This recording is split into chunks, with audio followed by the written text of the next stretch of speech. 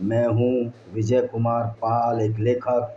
ये मेरी किताब है invaders and Indian facts by Vijay Kumar Pal. एक अन्य दूसरी किताब है panorama of Indian democracy in Indian context. इसमें पैनोरमा की स्पेलिंग गलत है, स्पेलिंग मिस्टेक है, इसमें स्पेलिंग सही करके आप पढ़िए। ये किताब है फिर venomous fangs of cobra by Vijay Kumar Pal. इसी तरह मेरी अन्य 10 किताबें हैं, तो आप इन किताबों को खरीद सकते हैं। रुद्रा पब्लिकेशन बिलासपुर छत्तीसगढ़, अस्तित्व पब्लिकेशन बिलासपुर छत्तीसगढ़ और शाश्वत पब्लिकेशन बिलासपुर छत्तीसगढ़ से। और आप इसको देख सकते हैं,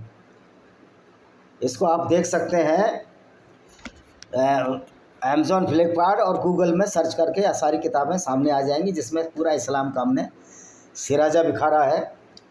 तो दोस्तों, आज का मेरे मित्रों और समझदार लोगों, उन बेवकूफ़ लोगों के लिए चैनल नहीं है जो हिंदू होकर, ईसाई होकर और यहूदी होकर या गैर मुस्लिम होकर इस्लाम को भाईचारे वाला धर्म बताते हैं। उन बेवकूफ़ों के लिए ना ये मेरा चैनल है, ना ये वीडियो है।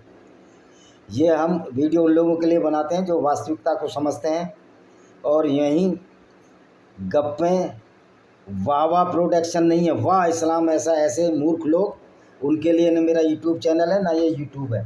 क्योंकि ऐसे लोग जो सोकर भी, जाग कर भी सोने का, अपने निजी स्वार्थों की वजह से सोने का नाटक करते हैं, ऐसे मूर्खों को हमेशा इस्लाम के हाथों कत्ल होना पड़ा है। हमें सलाह देने की कोई ज़रूरत नहीं है। हम उन लोगों को जागरूक करने की कोशिश करते हैं जो वास्तव में अनभिज्ञ हैं कुरान की गुंडागर्दी से, कुरान की हिंसा से, कुरान की वायलेंस से। और जो लोग ये प्रचार करने में लगे हुए हैं, समाजवादी का राजकुमार भाटी और बहुत सारे मुखिया गुर्जर जैसे लोग, जिनको इस्लाम की ABCD नहीं आती, इस्लाम का ये मैंगो भी नहीं जानते, मदन भैया जैसे लोग, और चर्चा करेंगे जैसे इस्लाम के बहुत बड़े प्रकांड विद्वान हों। ये तो स्कूल में ढंग से पढ़े भी नहीं है, ये तो 5 को पहुँच ही कहते हैं। तो ऐसे लोगों के विवेक और ज्ञान को मैं क्या कहूँ। आशा है कि ये सुधार लाएंगे। मैं तो इसी के साथ ये वीडियो शुरू करता हूँ। तो कुरान जो एक झूठा फ़लसफ़ा फैलाया जाता है गैर मुस्लिमों के साथ मुसलमानों के भाईचारे का, हमको इसमें नहीं फंसना है, क्योंकि गैर मुस्लिमों से भाईचारा हो ही नहीं सकता। गैर मुस्लिमों से भाईचारा कुरान में हराम है, अवैध है। अगर कोई मुसलमान किसी गैर मुस्लिम, ख़ास तौर पर भारत में हिंदू से भाईचारा रखता है, तो इस्लाम की दृष्टि में वो सच्चा मुसलमान नहीं है। क्योंकि कुरान कहती है कि जो गैर मुसलमानों से मुसलमान दोस्ती करेगा वो भी उन जैसा ही है, काफिर है, और काफिरों को कत्ल करना परम आवश्यक है। यानी वो बेचारा जो अच्छा आदमी था, वो सच्चा मुसलमान नहीं है। तो इसलिए मैं कहता हूँ कि इस्लाम में कोई मानवता है ही नहीं। इस्लाम एक दानवता वाली एक आइडियोलॉजी है, जिसको हमारे मुस्लिम भाई समझते नहीं हैं। अब समझ रहे हैं, भारत में करीब 2 करोड़ लोगों ने इस्लाम छोड़ दिया है। पाकिस्तान में भी 8-9% लोग इस्लाम छोड़ चुके हैं, जिनकी संख्या करीब 2 करोड़ हो जाती है। तो दोस्तों, ये समझाते हैं कि आज जो हिंदू मुस्लिम भाईचारे का जो ढोंग पीटते हैं, वो एक फ्रॉड है।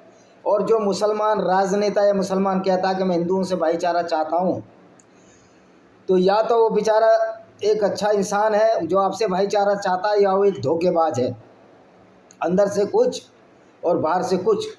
क्योंकि इस्लाम में इस धोखेबाजी की भी इजाज़त दी गई है, जिसको अल तकैया कहते हैं। यानी कि गैर मुस्लिमों को झूठ बोलकर जब संख्या बढ़ जाए उन पर काबिज पाओ और उनको इस्लाम में तब्दील कर दो।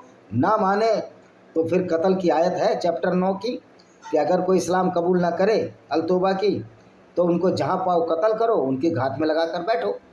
तो ये भाईचारा किधर से हो जाएगा। तो ईश्वर जो अल्लाह मुसलमानों को न्यायपूर्ण होने और गैर मुसलमानों के साथ उच्चतम स्तर के धार्मिक व्यवहार का विस्तार करने से नहीं रोकता है। सो कॉल्ड पैगंबर मोहम्मद ने मुसलमानों को अपने पड़ोसियों के साथ दया और विनम्रता पेश करने की आज्ञा दी थी, लेकिन ऐसे धर्म अपने मुसलमान धर्म के साथ भाईचारा है। अगर मुसलमान कत्ल कर दे तो वो बहुत नुकसान है इस्लाम का, उसमें तो लड़ना ही नहीं है मुसलमानों को। तो कुरान में कई आयतें ऐसी हैं, जैसे कि 3 की 28, 3 की 118, 4 की 114, 5 की 151, 58 की 22, इन श्लोकों का आयतों का विश्लेषण करें तो कुरान के संबंध और पैगंबर मोहम्मद की शिक्षाओं को ध्यान रखते हुए किया जाना चाहिए। क्योंकि पैगंबर मोहम्मद क्या करता था ये देख लेते हैं। चलो, ईमान वालों को चाहिए कि वो मोमिनों के बजाय काफिरों का अपना सहयोगी न बनाएं।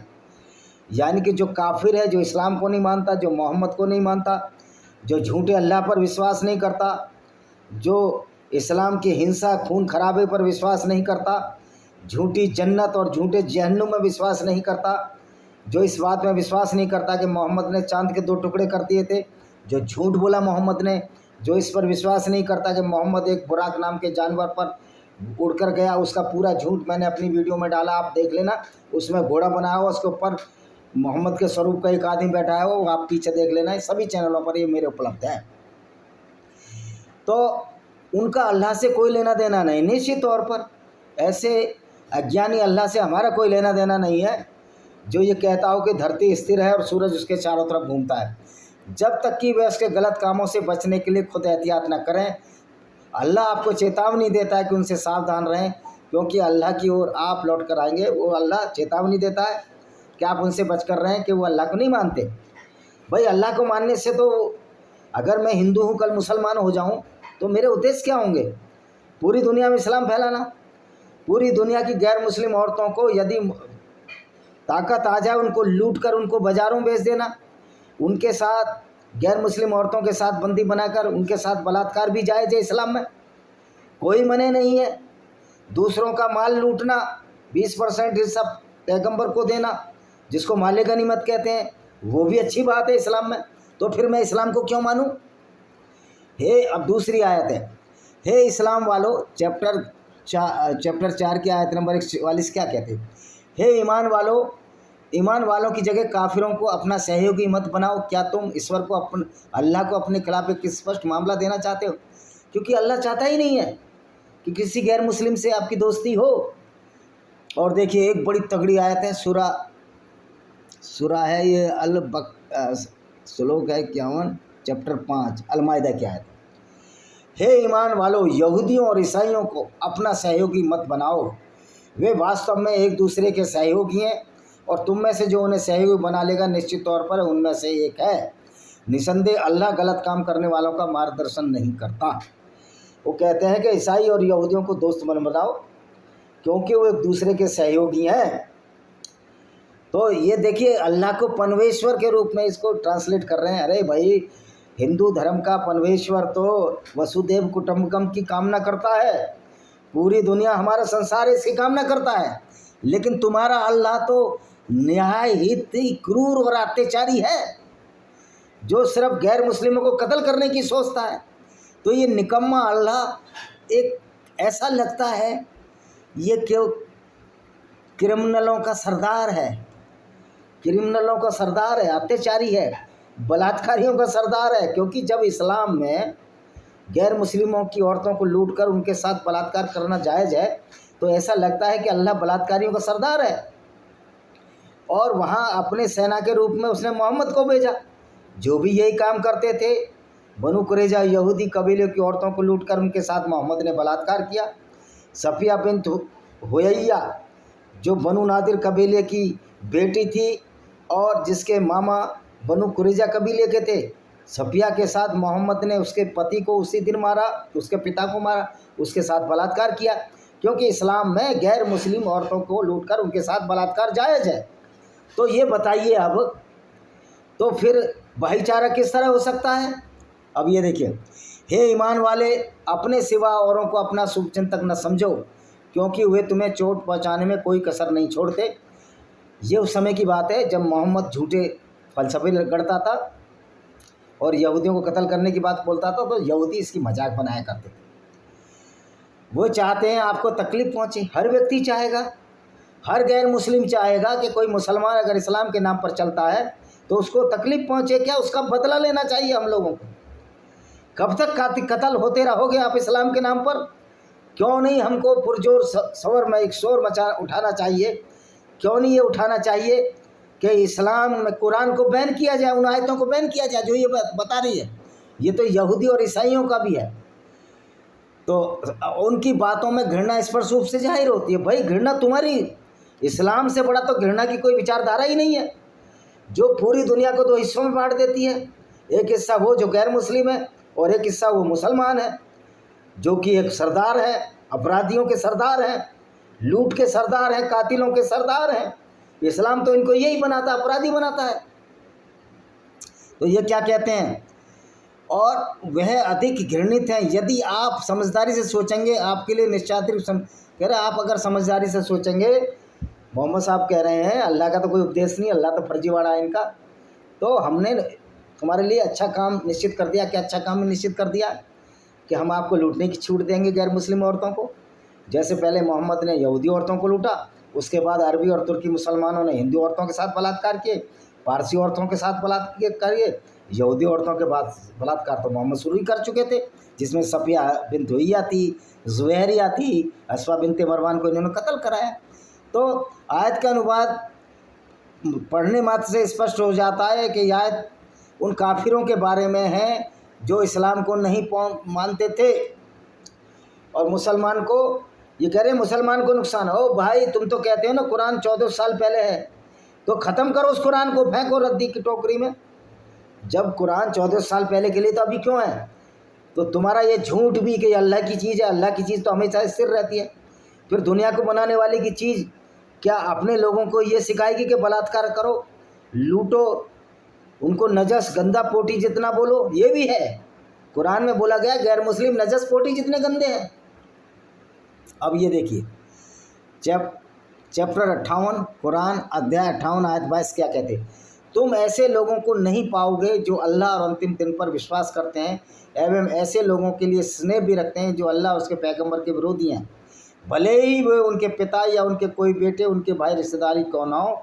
उन्होंने अपने दिलों में विश्वास का फैसला किया है और हमने उन्हें अपनी आत्मा से सहयोग किया है। हम उन्हें ऐसे बागों में दाखिल कर देंगे जिनके नीचे नदियाँ बहती हैं, जिसमें हमेशा रहते हैं। अल्लाह उनसे बहुत प्रसन्न है और वे उस पर प्रसन्न है। वे अल्लाह के पक्ष वाले, निसंदेह अल्लाह के पक्ष वाले ही सफल होंगे। इसमें साफ साफ कहा गया है कि जो लोग उन लोगों को नहीं पाओगे जो ईश्वर और अंतिम दिन पर विश्वास करते हैं और ऐसे लोगों के लिए भी स्नेह करते हैं। किन में नहीं पाओगे? गैर मुस्लिमों में नहीं पाओगे। सिर्फ मुस्लिम ही इस झूठ पर विश्वास करते हैं, ईसाई भी करते हैं, हम हिंदू भी करते हैं कि कोई जन्नत जन्नत है, ऐसा कुछ नहीं है। ये खाली झूठ है, ये भी पाखंड है। हम लेकिन मज़े की बात यह है कि कुरान का जो अल्लाह है और कुरान का पैगंबर खुद लूट करने जाता था, खुद काफिले लूटता था। इनकी आयतों में है।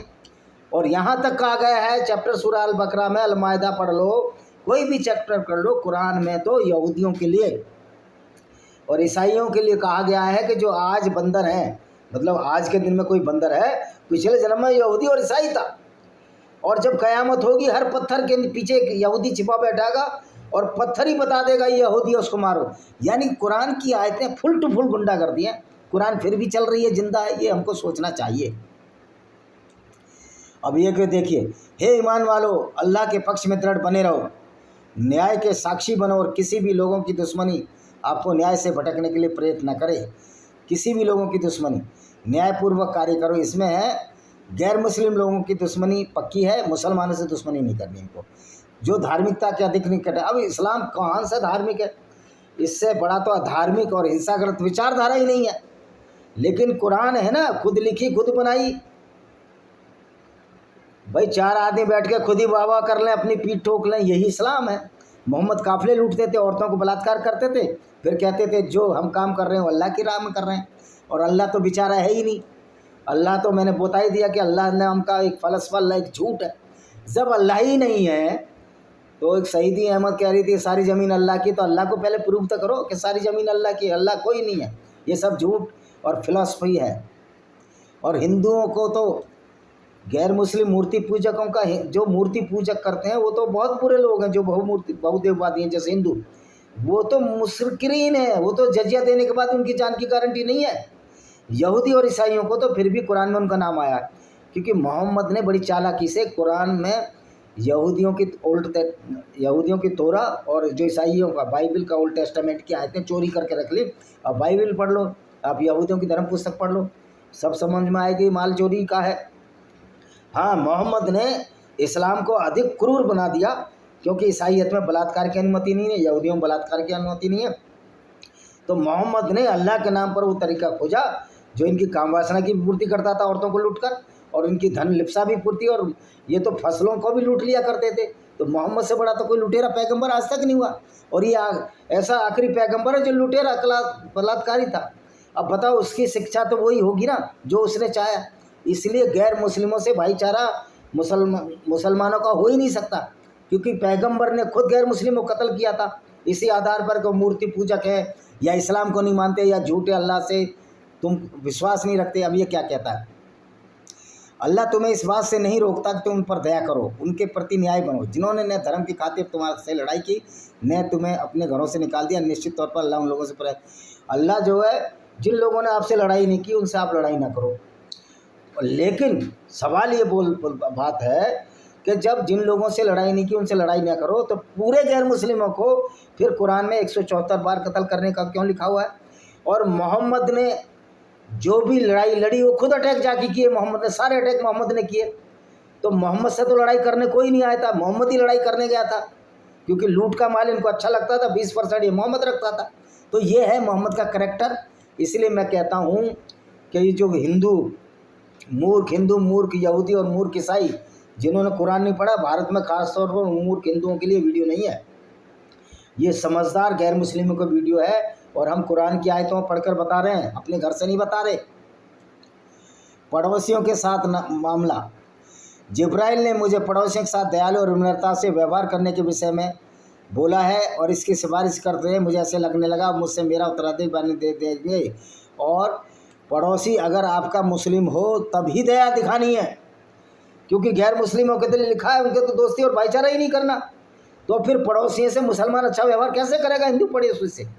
आप देखते हो कल अंडा फेंक दिया गणेश पंडाल में। और मैं पूछना चाहता हूँ, तुम में गैरत मर गई है मुसलमानों? अगर तुम्हें मूर्ति पूजा से इतनी नफरत है, मूर्ति बनाते क्यों हो तुम? वहाँ तुम्हारी तौहीन नहीं है, वहाँ हराम नहीं है, तो तुम मुसलमान ही नहीं रहते हो। तुम तो खुली दुश्मनी लेते हो। कुरान के हिसाब से लो ना खुली दुश्मनी, तो जिससे हमें भी पता लग जाए कि हमारी औकात क्या है या तुम्हारी औकात क्या है। तो इस्लाम सिर्फ और सिर्फ एक गुंडागर्दी है, गुंडागर्दी के सिवाय कुछ नहीं है। पैगंबर मोहम्मद जो इनका था, उसने कहा कि सिर्फ मुस्लिम पड़ोसियों के साथ दया और विनम्रता से पेश आओ, और सभी पड़ोसी जो नॉन मुस्लिम हैं उनके साथ विनम्रता से पेश मत आओ। उनको तो कत्ल करो जहाँ पाओ, उनको उनके देश से निकाल दो। यानी हिंदुस्तान से मुसलमान इसी आधार पर हिंदुओं को निकालने की कोशिश करते हैं कि सारी धरती अल्लाह की है।